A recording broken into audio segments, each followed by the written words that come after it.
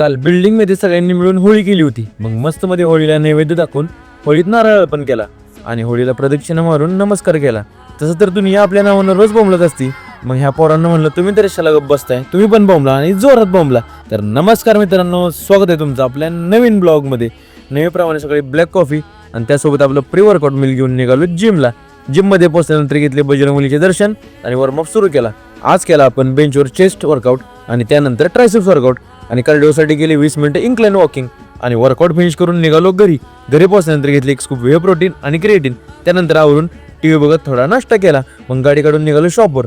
जाता गेलो टेलर काकांकडे, पण आपला शर्ट काही शिवून झालाच नव्हता. मग थोड्या वेळाने पोहोचलो शॉपमध्ये आणि आज मंगळवार असल्यामुळे मी आणि तुषार निघालो बजरंगबलींची पूजा करायला. मग पूजा करून अगरबत्ती लावली आणि बजरंगबलीचे आशीर्वाद घेऊन आलो शॉपमध्ये. तेवढ्यात आली पनीर मोमोजची ऑर्डर. ती रेडी केली आणि व्हिडिओ काढायच्या नादात हाताला भाजलं. मग कस्टमरला मोमोज खूप आवडले, त्यांनी ती ऑर्डर रिपीट केली. मग ती पण लगेच रेडी केली. त्यानंतर आली 3 कोल्ड कॉफीची ऑर्डर आणि तुमच्या भावानं ती 30 सेकंदातच रेडी केली. थोड्या वेळाने गाडी काढून निघालो आपल्या एका भावाला घ्यायला आणि त्याला घेऊन गेलो नाक्यावर. आणि ऊन पण लय लागत होतं म्हणून जरा ज्यूस प्याला.